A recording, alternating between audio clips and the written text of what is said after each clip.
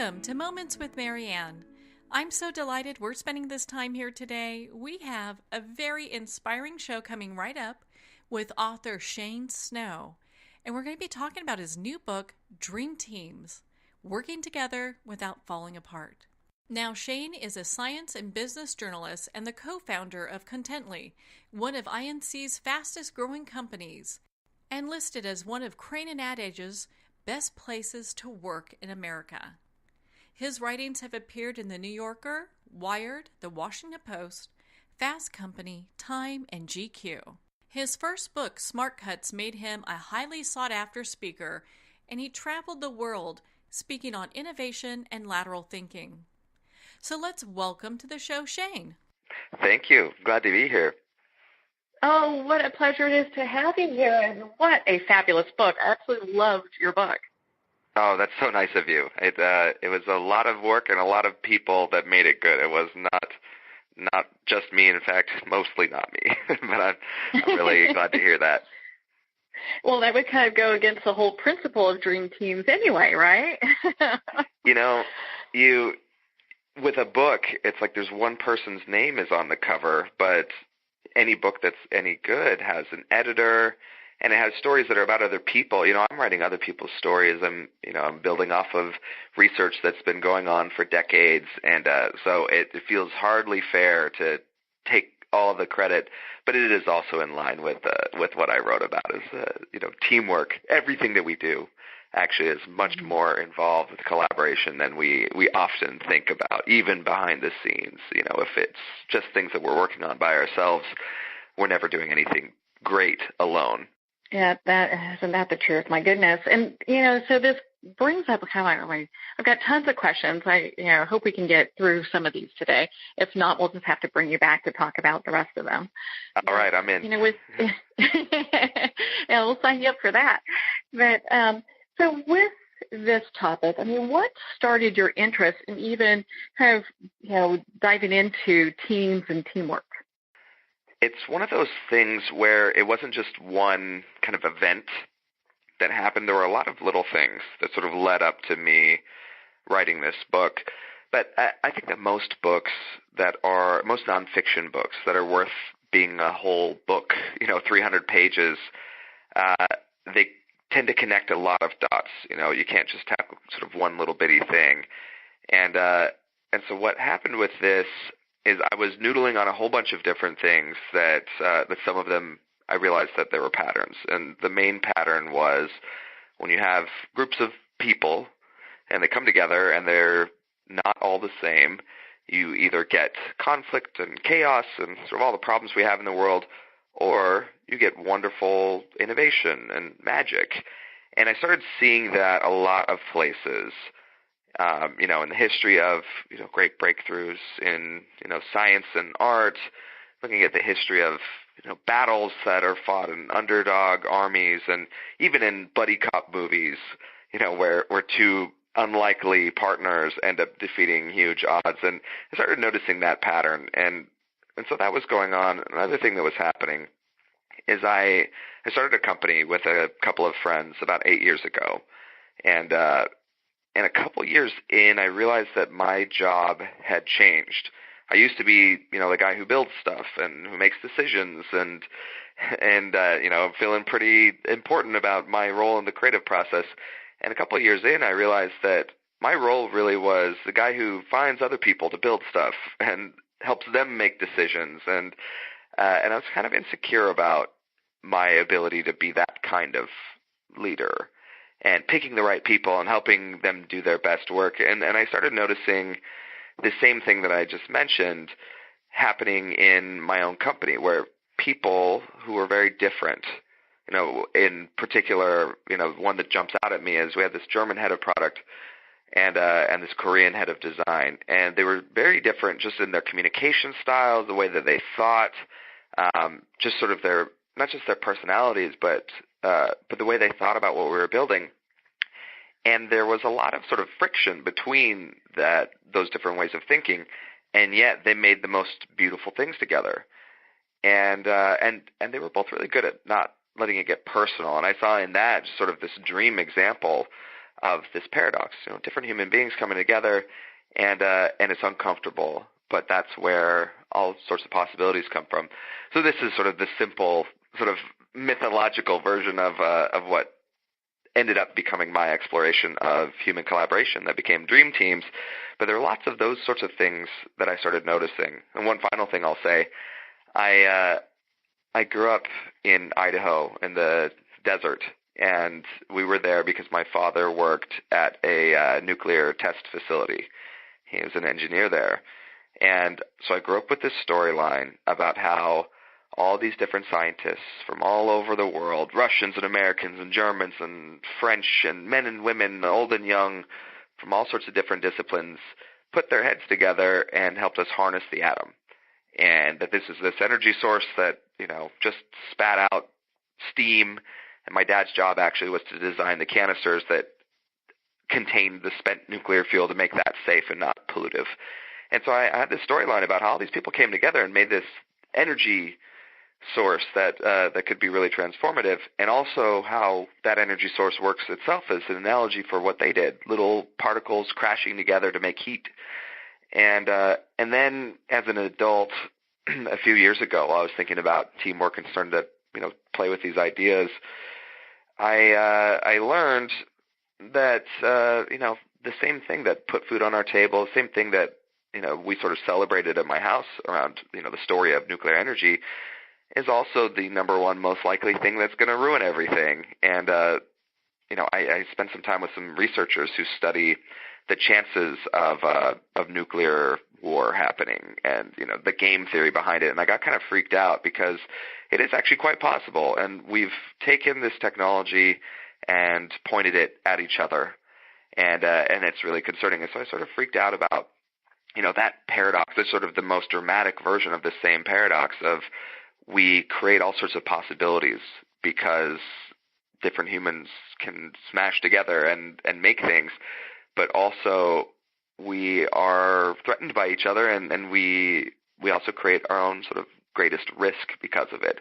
So all of these things were swirling in my head, and I decided to write a book, sort of a pop science book about subtle things that happen between humans that can make us better rather than worse together. But there was a period of time where I thought I was going to write a book about the end of the world, and I don't think that many people would enjoy reading that one versus one that's a little more inspiring. Well, I'm so glad that you wrote Dream Teams because I found it to be quite profound, and especially with the different viewpoints that you bring together in this. And so when you were doing your research and pulling all this information in, how long did it take you to just kind of develop the information for the book? It was a long time. So I had an editor at Wired magazine who, when I was real new in my journalism career, he gave me this talk where he basically said, great writing is only 1/3 writing. The other 2/3 are research and thinking. And, if you're a reporter, then the research is interviews and all of that.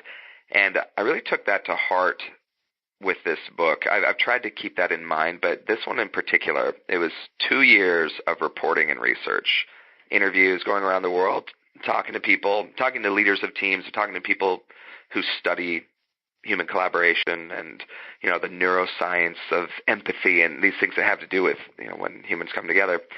And so 2 years of that, and then a long time outlining.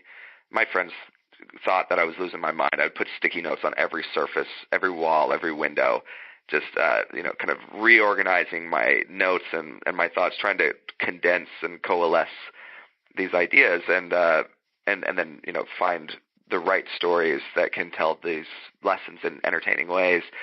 And then I spent 2 months actually writing the manuscript. So years of work preparing, but then once I knew exactly what I wanted to say, and that was really the hard part, and kind of memorizing my notes, and I think that I was told that Michael Lewis does this too. He's the guy that did The Big Short and some of those really great pop business books, that he sort of memorizes his notes and then he sits down and writes. But what I did is I went to South America by myself, sat down in coffee shops, and I wrote for 14 hours a day, which is sort of fits my personality. I really love doing that, just getting into a flow. But because I didn't have to think about what I was going to say, I'd already done all that prep work.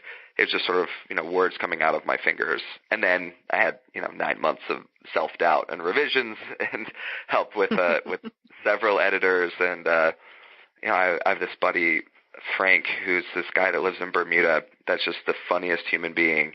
And, I would send my drafts to him so that he could tell me what's not funny, and he could tell me places where I could make it more clever and entertaining. And, so that process of just having people help me workshop this thing, that took a long time, but the actual writing was fairly quick. I think that the hardest things were actually not finding the stories. The hardest things were going through kind of the scientific method of, figuring out, I had all these questions. And, scientific method, you kind of make an observation, then you ask a question, and then you you make a hypothesis, conduct an experiment, and then write your conclusions. I tried to do that with all of these questions around these facets of human collaboration. And it's tough to be rigorous about that and be scientific about that when you have all of these things in your head that we've grown up with, all these ideas like two heads are better than one, and we need shared values, and, working with your friends makes things go better, and these things that are sort of, we just naturally think are true, and actually putting those to test, and all those things that I mentioned are actually, usually not true, it turns out, when you put them to the test. But going through that scientific method of breaking down principles of teamwork, and then also taking a look at new scientific studies that are coming out around neuroscience and psychology as it has to do with collaboration or, groups and, people being suspicious of each other and all that, and using that to kind of reassess old norms that we have. All of that was extremely difficult and fascinating and almost, I'm just rambling at this point, but for me, almost anticlimactic at some points when by the time I get to writing it, I'm like, well, that's obvious now that you see it, which, is okay, but it's sort of crazy how much work goes into, coming up with things and finding insights and making conclusions that then once you see them, you're like, yeah, all right, makes sense. Well, you made your book not only thought-provoking, but also entertaining in many ways. Thank you. You talk about, my goodness, you talk about like soccer clubs and startups and game and pirates, like how these all have something in common. And most people would go like, oh, I'm not really kind of feeling that. You bring about these analogies that people can look at and go, okay, well, that makes sense. Well, thank you for saying that. A couple of things kind of come to mind when you talk about that. One is I have so many friends who are authors, and I hate to say this out loud, but I hate most business books. and this book is something that will, a lot of business people will read. I'm hoping that, it gets applied to business, but also, beyond that, people who are interested in this stuff just generally, but a lot of business people will probably read this book. And I hate business books, and so I didn't want to write something that felt like, a manual or, because it's very easy for this kind of topic. And this topic has been done really well in more businessy ways. So I wanted to write something that I would actually not get bored with, which is one of my key things that I asked readers that were, helping me review drafts. You send your manuscript to people, or you send chapters to people and say, what do you think? Tell me, give me feedback. Instead of asking a lot of people for ideas on what to change, a lot of people I just said, mark the parts where you got bored. And so, there was a lot of that in early drafts, and, having people identify where they get bored, that's great, because then I can change that. I can figure out what to do from there. I can work with my editors. But the other thing that I'll say is, books should be entertaining, and I think it's possible to make something fun, but even just for me to not get bored, that was important. But I really like cinema, and I really like certain filmmakers' sort of style and building up kind of drama, even in topics that are not necessarily, inherently dramatic or nail biting, and so I've done a lot of sort of crazy outlining of, I'll watch TV shows or I'll watch movies and I'll actually take notes. Again, this is when my friends think I'm crazy. I'll take notes while I'm watching a movie to just kind of take in, what's the way that the director or the screenwriter or the storyteller actually weaves the plot together to make it so that you don't want to quit. And one of my favorites is J.J. Abrams. He's the guy that did Alias and Lost and the new Star Wars movies. I guess he's produced those, and his stuff is all like science fiction and kind of inherently entertaining anyway. But the way that he structures his plots of his shows, I've made spreadsheets and spreadsheets out of J.J. Abrams, and so what I'll do when I'm writing something like a book or a long article, I'll have the stories that I want to tell, I'll have the research that I want to get across. And then I'll actually go to some of my outlines where that I'm ripping off of movies and TV shows that I love, and say, well, what if I told this story in the way that JJ did this episode? And so that's where some of these I don't know if you notice the chapters kind of have different structures to them, but there'll be storyline A and then a cliffhanger, and then storyline B that's a very different thing and a cliffhanger, and then storyline C that sort of reveals the kind of the secret to what happened in storyline B, and then we'll finish storyline B, and then it turns out, surprise, storyline B actually tells us something that's the secret to storyline A, and we finish that up. And in my head, I'm making hand motions that no one on this show can see, but to sort of describe this. But I love the sort of cinematic approach to storytelling, and so a lot of the stories that I told, even if there's a chapter about corporate mergers, which I want to blow my brains out even thinking about reading a chapter about corporate mergers, but I wove it in with the story of the Wu-Tang Clan and research about marriages and and couples therapy and fighting, and it's probably my favorite chapter in the book, even though corporate mergers are interesting only to people who do corporate mergers, but that's because I sort of mapped it to, I forget whose plot line I actually mapped that one to, but I mapped it to someone else's film style, and this once again is nothing interesting was done alone. I borrowed someone's structure that they use in a movie in my book, and they'll never know, and they probably learned that structure from someone else in film school or some other director that they loved, and the chain just keeps going.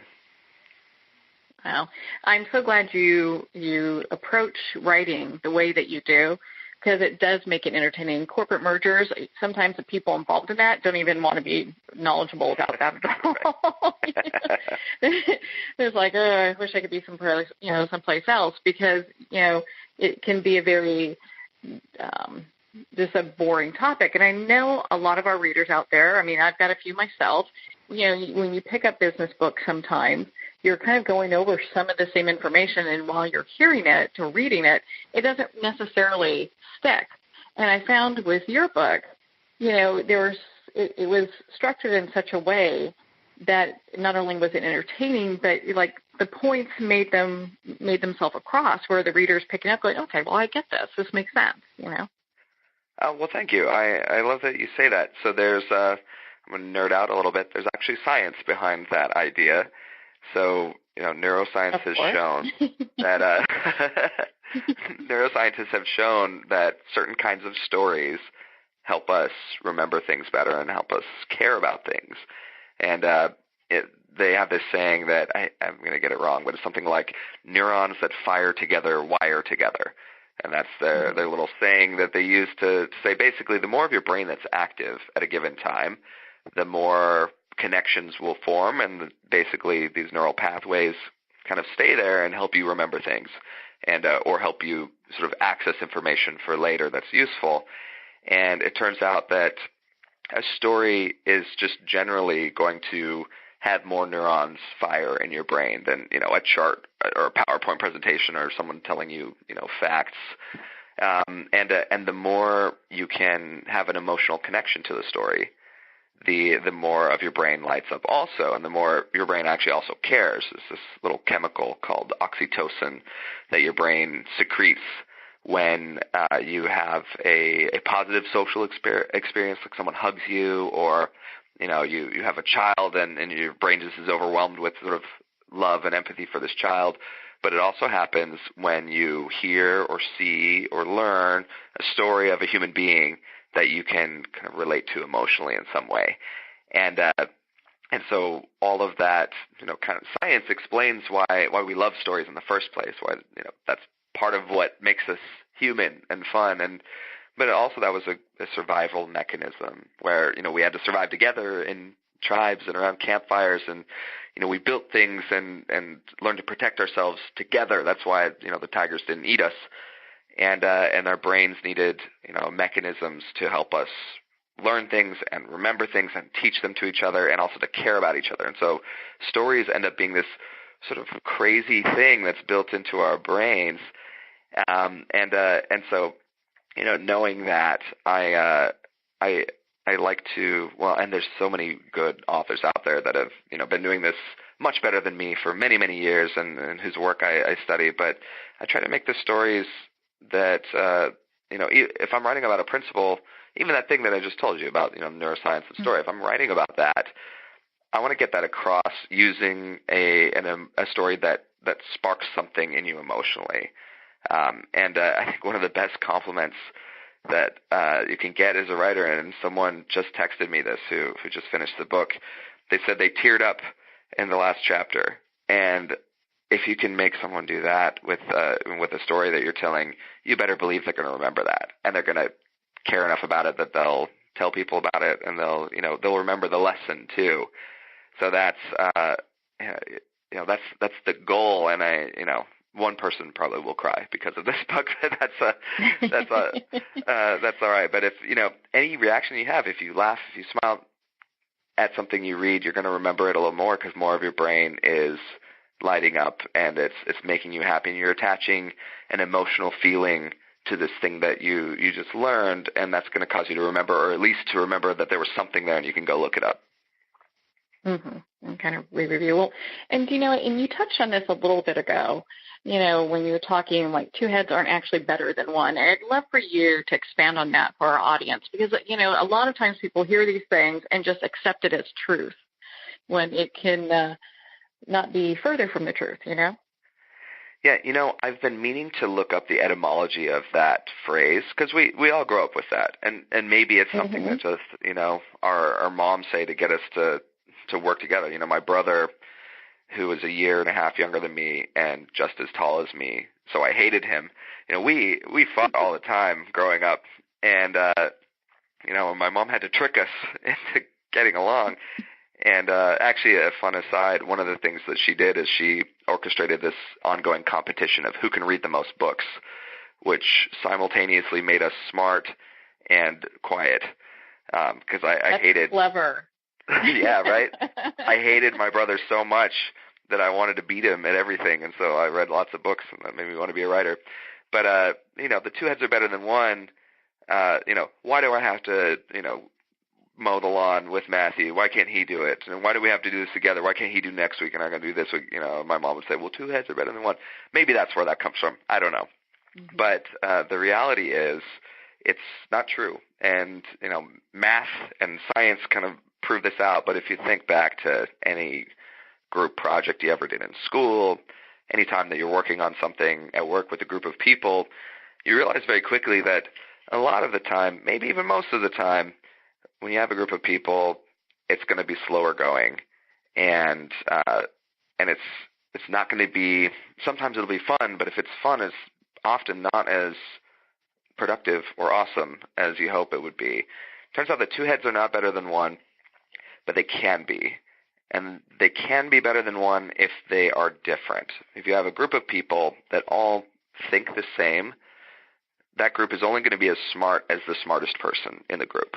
It's not going to get smarter.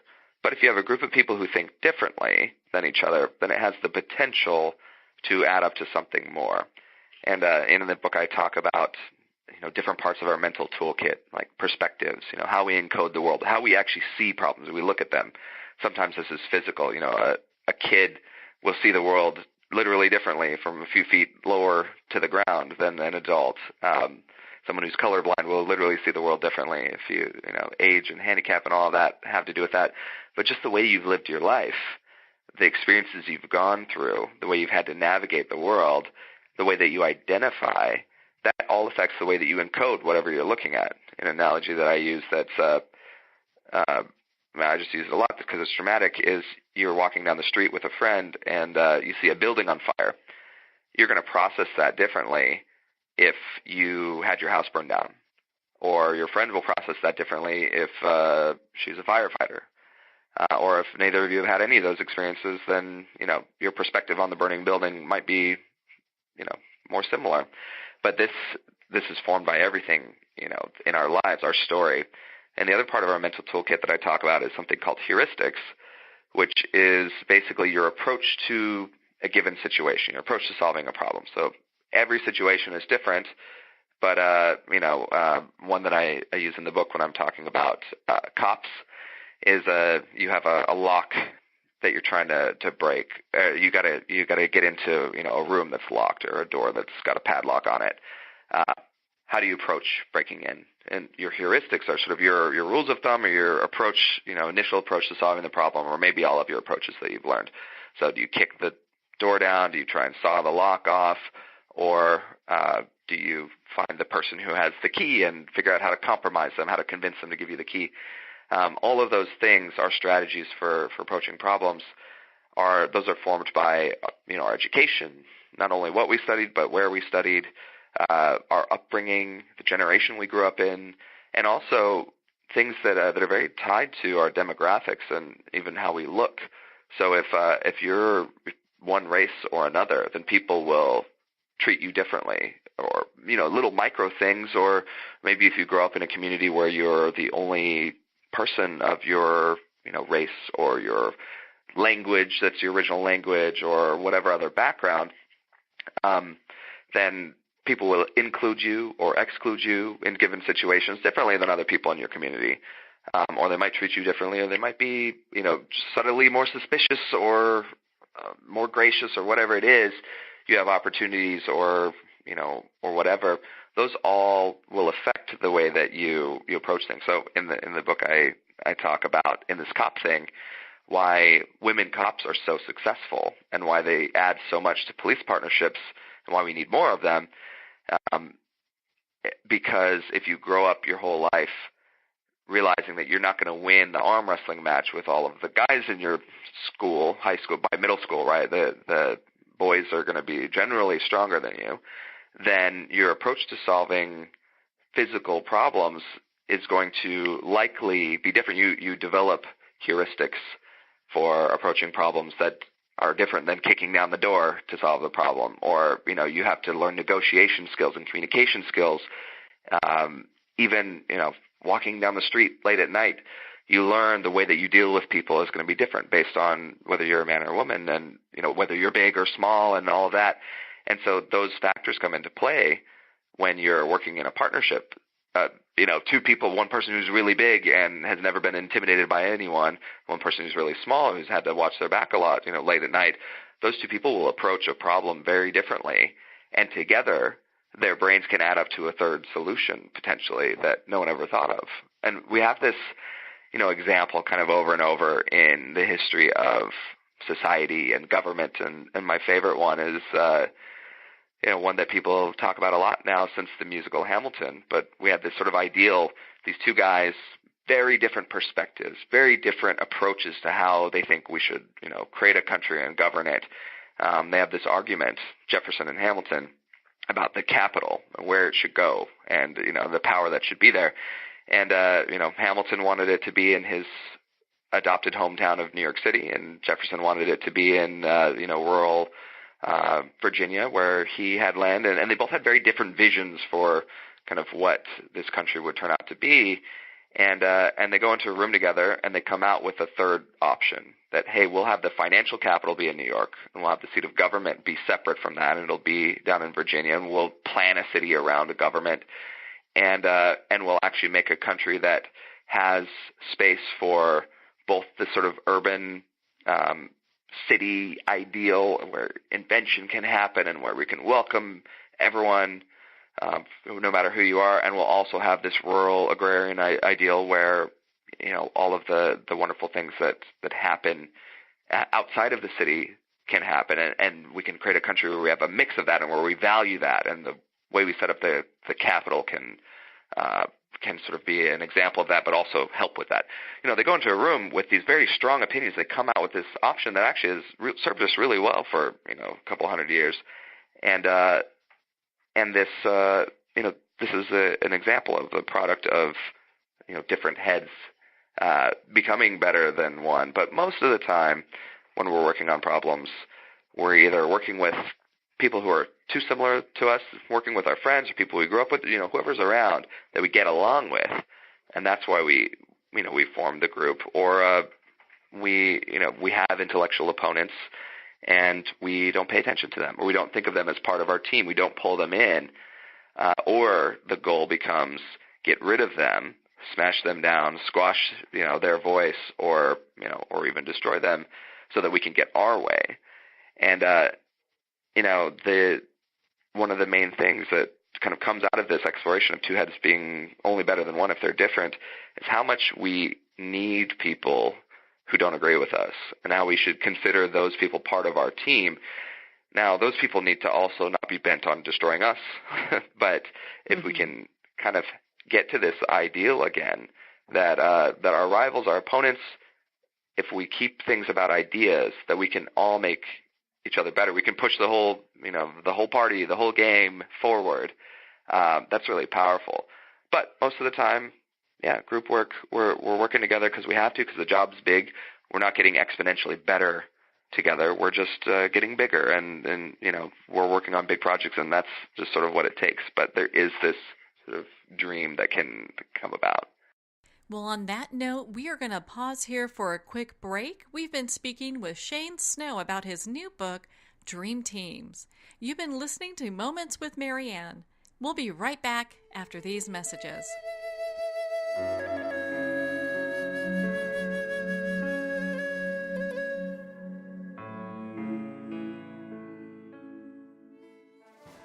Internationally recognized and award-winning author Judy Goodman works and teaches outside the box of limited thinking. Working with people from every walk of life, her goal is to empower you to be the best you can be, no matter what the challenge is. Born with the gift of seeing beyond our normal vision, she has an extraordinary gift of working with every challenge. Teaching beyond conventional wisdom, her work is described as life-changing. Visit judygoodman.com. That's judygoodman.com.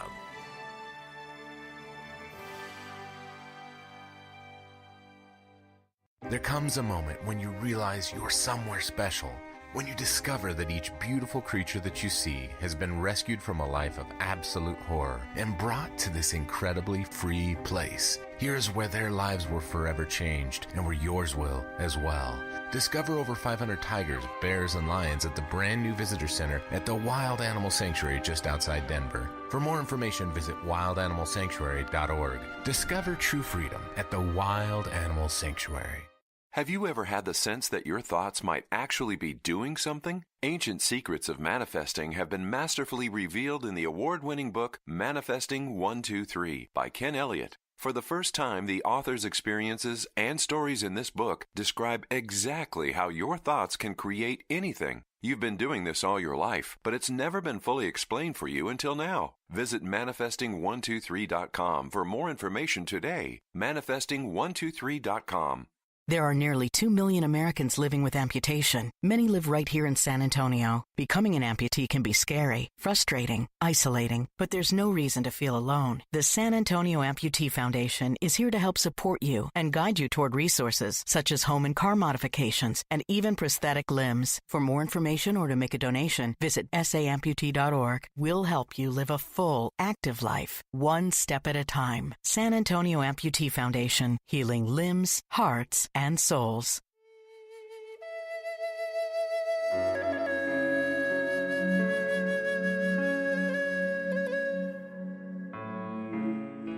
welcome back to Moments with Marianne. I'm so delighted that we're spending this time together, and we get to spend this next half of the show with Shane Snow and talk about his book, Dream Teams. Well, and I love how in your book you talk about brainstorming and how, as a group gets larger, how it's really doing a disservice to the people within the group in some ways. Brainstorming is one of those fascinating things that, do you know the history of where the word even comes from? No, I'd love for you to share it. Yeah, so I want to say it's the 40s or 50s, maybe it's even the 30s. The metaphor was, it was some guy, some researcher who said if we think of ideas, coming up with ideas as storming a castle, you don't storm a castle with one person. That's ridiculous.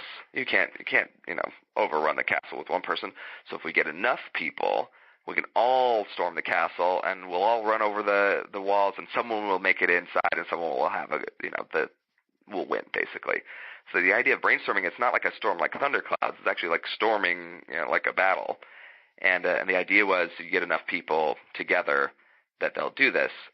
And so brainstorming originally it was just about like sort of strength in numbers for ideas, almost like crowdsourcing.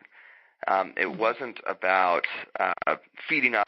The way that we think of it now is, you get a group of people around a table and they feed off each other's ideas and they come up with something better. It turns out that that second thing, the thing we turned brainstorming into, almost never works as promised. They've done research over and over again. I have this, I do slides on this sometimes when I give talks at companies, and I have this series of stock photos that I call White Guy Leads Brainstorm Session. Because if you look up brainstorming, it's always like some 30-year-old white guy with great hair drawing on a whiteboard while this multicultural group looks on in awe, ready with their ideas. So it's like tons and tons of these photos. It was ridiculous. But brainstorming groups, when researchers put people together, smart people, in a room around a table and say, come up with ideas about whatever topic. And they'll say things like, no idea is a bad idea. Let's storm the castle. Let's get all your ideas out. Everything that comes to mind, let's just get it out there. A group of people doing that will come up with not only fewer ideas, but fewer good ideas than the same people doing that same process by themselves, and then just adding up your list. So, and it's crazy that this happens, but it turns out that when you're in a group coming up with ideas, subconsciously, maybe even consciously, but always subconsciously, your need to be accepted by the group, to not get kicked out of the tribe, and your own sort of personal filter of, is this idea too far? Is this going to actually be safe for me to express? Your goal of not looking like an idiot or not getting kicked out or not saying something that could get you in trouble actually will suppress some of your more creative ideas. When you're not in a room full of people, you'll actually put some of those ideas out on paper. You'll be more likely to, because there's no one around for you to have that sort of judgment, even if you know you're going to give that sheet of paper to the group later and add them all up. But they show this over and over and over again. But there's a few tricks you can do to actually make a group brainstorm process superior. I actually have a whole sort of progression of them that I can describe.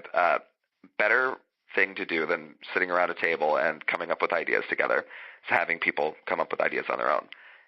Even better than that is to have them come up with ideas on their own and then come together and debate their best ideas, actually poke holes in the ideas. So the whole thing that no idea is a bad idea, not true. Some ideas are bad ideas. You should explore them, and you should poke holes with them, and you should argue about them. That actually is what makes ideas get better.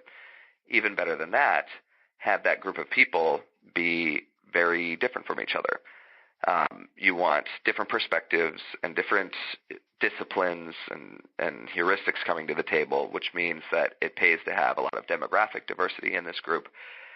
You want those people to be as different as possible, so you maximize the chances of unique ideas that you can then have do battle and come up with something better. Even better than that is you do that process, but you start everyone off with a prompt, like a crazy prompt that sort of sets the boundaries of what's safe to sort of explore. So there's these great studies where they have these brainstorming groups and they say, we're coming up with ideas for a a budgeting app for your phone to remind you to budget better. And any idea, we want all your ideas. Here's some ideas, that we've come up with so far. One is it's a little wristband, little wristwatch that you wear that will remind you if you forget to do your budgeting, on time. It'll remind you because it has a little razor blade underneath it that will cut your wrist every time that you are late. And if you're late a lot, it'll cut your wrist real bad, and you'll probably bleed out. So when they start the brainstorming exercise with something like that everyone's like, wow, that, of course we're not going to do that. That's crazy. That's literally insane. People will come up with better ideas because you've now set sort of a boundary that's further out than anyone would be willing to go. So it's now safe to kind of explore ideas in between what you think is normal and this crazy thing we just established. Even better than all that is do all of that, but also add some real wild cards to the mix. So they've done experiments in brainstorming where all they do is they have the same group of people that's going to come up with just mediocre ideas. They add someone who's a little nuts to the group, or an actor who's pretending to be like some sort of zany Gary Busey-like character. And that group will also come up with better ideas. Even better than that, and I'll stop talking about brainstorming after this. Even better than that is that same group of people do one-on-one brainstorm sessions or debates with them. So the person who's leading the group, instead of gathering everyone around, ask everyone to come up with ideas, to explore ideas, and then sit down with them one-on-one in a setting that's not your office, that's not a place where you have a power dynamic or where you can feel like you're sort of out of you're a little detached from your normal, workspace. Go to a coffee shop somewhere else, travel somewhere, a little distance, and then have a one-on-one debate where you try to poke holes in all of the ideas that you've come up with. And what this allows you to do is actually explore more intellectual territory than it would be safe to do in a group, because no one's around to call you out if you say something wrong or bad. No one's around to say that you're dumb. You have sort of the safety and this, two people being vulnerable with their ideas. And as the leader or the instigator, you need to sort of start by being vulnerable with your ideas. But no one's going to be around to quote you and put it on Twitter and ruin your life if you say something that's not good. So you need to go into the risky territory in order to come up with better ideas. But it's that debate part of arguing about the ideas that actually makes those two heads become better together. So if you go to each person, you individually do that until you can sort of come up with the refined, better ideas. Then you can bring that to the group and you can have a group debate. But you want to give yourself the maximum chance of exploring the most territory and putting it through the refiner's fire before you throw it out to a group to say, all right, who's got a good idea? Yeah, who's got something. Well, and there also seems to be, where people have to have some open-mindedness and not take things personally, during this process. Where they come up with an idea, it's not something that's like, gosh, this is my idea, it's the best idea there is. I mean, they have to have the willingness to be open-minded to other points of view. Yes, I think if there's one skill that every person on the planet should learn and can get better at that will change everything about this world, it would be something called intellectual humility. It's something I get into in the book. Intellectual humility is sort of the cousin of open-mindedness. It's actually basically 4/5 of open-mindedness, and I'll kind of explain what it is. But you're right that if you can have a wonderful war of ideas, and if no one's willing to change their mind or to let go of their idea, or if everything's too attached to your ego or your identity that no one changes, then that war of ideas is no good. So you can have all the ingredients, you can mix them right, but then if, you don't put the cake in the oven, right, then and allow it to change its properties, then you're not going to have a cake. And so what intellectual humility is this thing that philosophers have been talking about for years, and psychologists just now can actually measure it as of last year. It's 4 things. It's respecting other people's viewpoints. It's not being overconfident intellectually, so it's not being too confident about how right you are about things. It's separating your ego from your intellect, so not having it be too painful ego-wise when you're proven wrong. and then being willing to revise your viewpoints in light of new information. So this is not to say that you just sort of waffle anytime you hear something new. It's being smart about when you should revise your viewpoint, but having respect for any point of view and detaching it from your ego and your identity. Now, when you add to this a willingness to try new things, suddenly you have a pretty good picture of what it means to be open-minded. And if you're willing to change your mind about pickle-flavored ice cream, but you never are willing to try pickle-flavored ice cream, you're not really open-minded. So this intellectual humility thing, we just sort of had this breakthrough last year where we now have an assessment that's been academically approved and published where you can actually find out how you score on all of these dimensions. And it turns out that for me in particular, separating my ego from my intellect is something I do very poorly. I'm below average on that, which basically means I respect other people's viewpoints for the most part, and I can change my mind a lot. That's kind of my job, is to learn things and change my mind and help convince other people. But it hurts when I am proven wrong, and it crushes my ego a little bit, and it actually affects me a lot. So it's something that I need to work on. But imagine if everyone if every member of a marriage, right, if every spouse had this ability to do all of these things. Imagine if every teammate, in a company, everyone who works in a company could do these things. Imagine if every boss was willing to respect all viewpoints, not have too much of an ego, and change their mind when necessary. Imagine if Congress all had this. How much of a better place we would have. That's why I say it's the kind of the main skill that we can work on to be good at collaborating. Is we all should keep educating ourselves, keep learning things, so that we can bring more to the table when we're working on things that are important. But the meta skill that makes it all worthwhile or for nothing is this ability to change our minds and to respect and be curious about other people's different ways of thinking. If we can do that, then I think we can go a long way towards getting better. I wouldn't be surprised if someone sets up a GoFundMe to make sure every member of Congress has a copy of your book. I would love that. I would love that. Well, and so to kind of touch on this, you talk about how the different, it's our differences that we really should be celebrating in many ways, how that really helps to, just kind of further the collaboration we have in these teams. And I love you have a quote in your book. In Dream Teams, we've seen that extraordinary collaboration are powered by differences. And I love that because a lot of times people think they have to conform in order to contribute.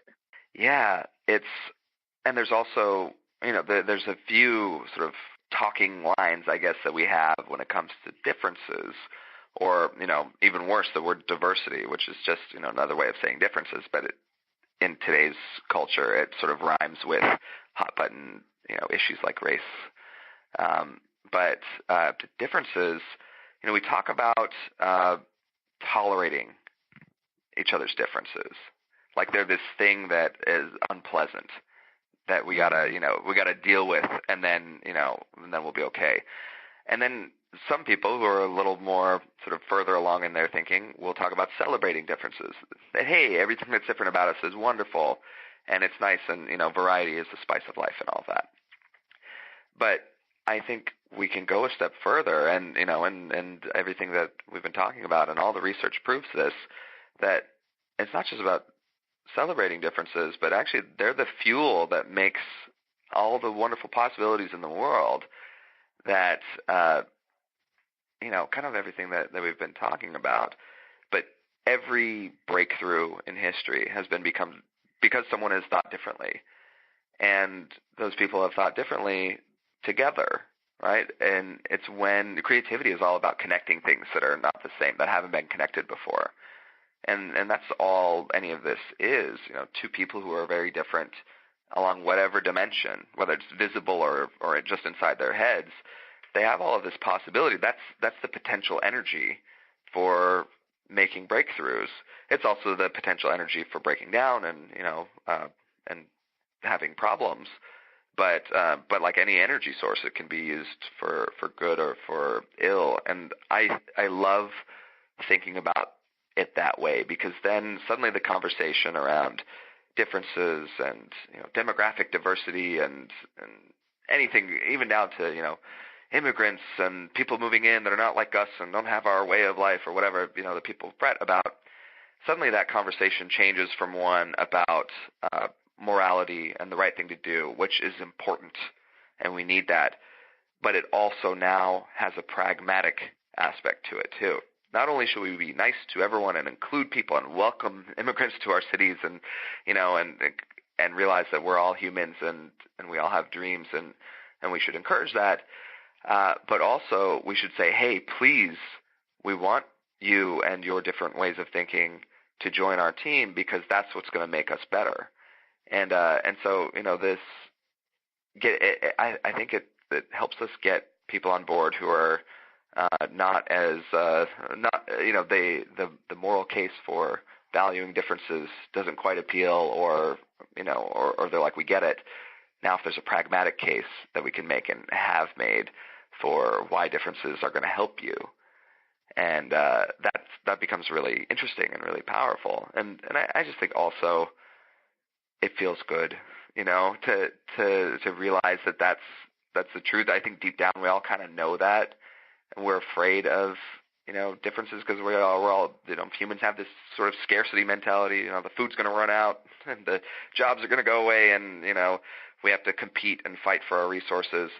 But we can make more resources and make things better for everyone if we, instead of trying to compete with each other and for those resources, we realize that together we can actually make things amazing. And this is how humans won planet Earth. It's how we invented cities and technology in the first place. And I think it's an awesome lesson that's what makes us great, is our differences.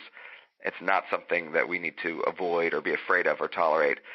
And when you then apply this to companies or any kind of team, suddenly you realize that there's another myth that we've had for a long time that we can get rid of, which is this idea of culture fit. That, hey, you get a group of people and you make them fit because we think that's important. It turns out that not fitting is the thing that's important. We need to sort of be working together on the same thing that we care about. We need to have a purpose that we all love and we are all passionate about. That's important. Otherwise, you'll kind of have chaos. But I think that the corporate world should ban the term culture fit and start talking about culture add, culture contribution, more ingredients to make the cake or the potluck or the buffet or whatever better and more interesting. That's a big change that we need to make, and we now have an excuse to make. Oh, I think every company needs to make it, because I can't tell you, when I worked in the corporate world, how often I was involved in teams that really, we're supposed to work together, but that was very far from the truth of the reality of what was happening. I mean, most of the time the manager had a big ego, or you had different people in the team that were trying to pull each other down. And so no one ever really kind of got to whatever that next level was supposed to be. And so you can kind of see where, Fortune 500 companies, really need not only your book, but as a former manager, I would have a book like yours. This would be like a gold mine. I'd pass this out to everyone that worked with me. I thank you. I hope that people do that. Just trying to sell books. That sounds like a great idea to me. Well, there's a lot of stuff that we sort of take for granted in leadership and in companies that I do think we need to flip on its head. The culture fit thing is really concerning because every Fortune 500 company now has a diversity hiring program where they want to hire people out of college or just even from other mid-level of their careers from different backgrounds, different genders and races and ethnic origins and all these things that are sort of the visible side of differences. And a lot of companies are doing this for PR reasons, because they're getting in trouble or because they have these work environments where people are not happy or they're excluded, and that's not good. But they also, some companies are coming around to saying, hey, if we have a lot of differences in our ranks, then maybe we will be more creative or solve problems better. Some companies are starting to come around to that, but the thing that they do is then they say, hey, you're hired. Now think this way.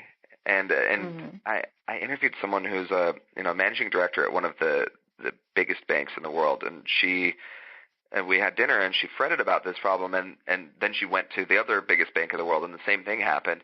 But she said, we hire all these kids, out of school from all these different backgrounds, and for this diversity thing, and then I watch them after not even a year slowly stop speaking up, slowly stop expressing their unique point of view that we hired them for, and start talking like everyone else in the company, because they realize that it's not safe to be different and to express themselves. And so you just got all this potential energy and you squashed it right out. And she was fretting about how this is a problem, that the next step of what we do after we get the ingredients. The chemistry is about ingredients and what you do with them, right?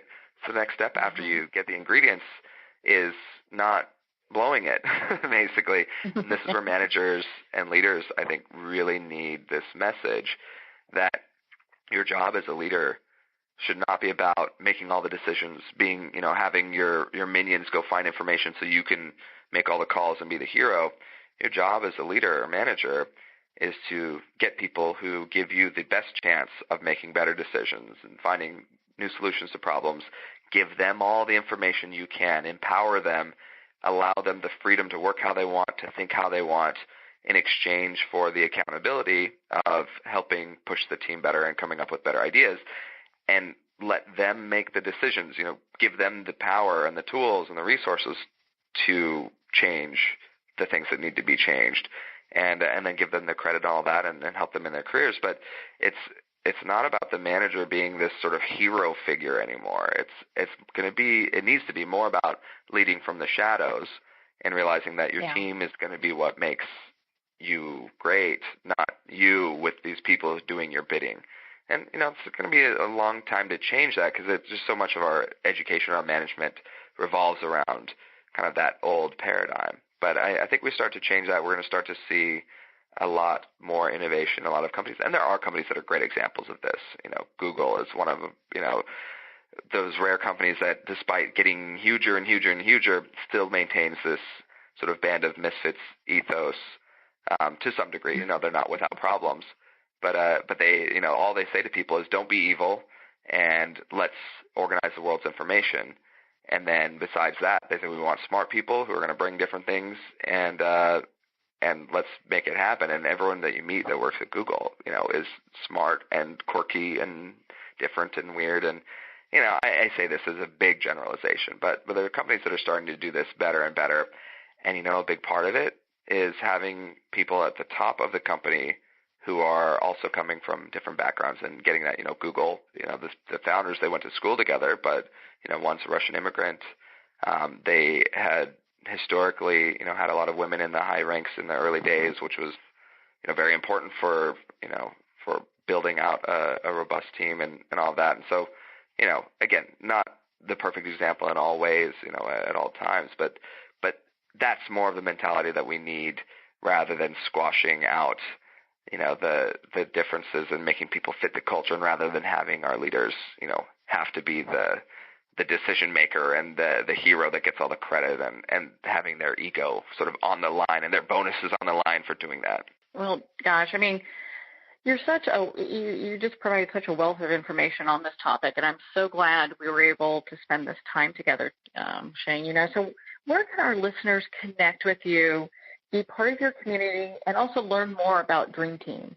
The easiest way is just my website. It's my name, shanesnow.com. You can kind of get to everything from there, including contacting me, and you can find out more about the book. There's a button on the front page that says, do not press this button. Whatever you do, do not press it. Uh-oh. I just pressed the button. Oh, well. All right. Well, so you're a rule breaker like me. If you press the button, you have to do what the button tells you to do afterwards. That's the price. Well, do you know what? The cool thing is I have, and I highly suggest, if you're a curious mind, to do the same. You also have the Snow Report, which is pretty awesome. So I highly suggest people sign up for that and be part of your community. Shane, thank you so much for taking the time to be on the show with us here today. Thank you. You've been a wonderful host, and thanks for letting me talk about these things that I love. Thank you so much, Shane. It's been such an honor to spend this time with you, and of course to talk about your new book, Dream Teams. So again, if you want to connect with Shane, you can at his website, shanesnow.com. His book, Dream Teams, is available at Amazon, Barnes & Noble, and of course all major retailers. Well, we're at the end of our time today. I would like to thank everyone for tuning in. You've been listening to Moments with Marianne. And remember, make every moment count.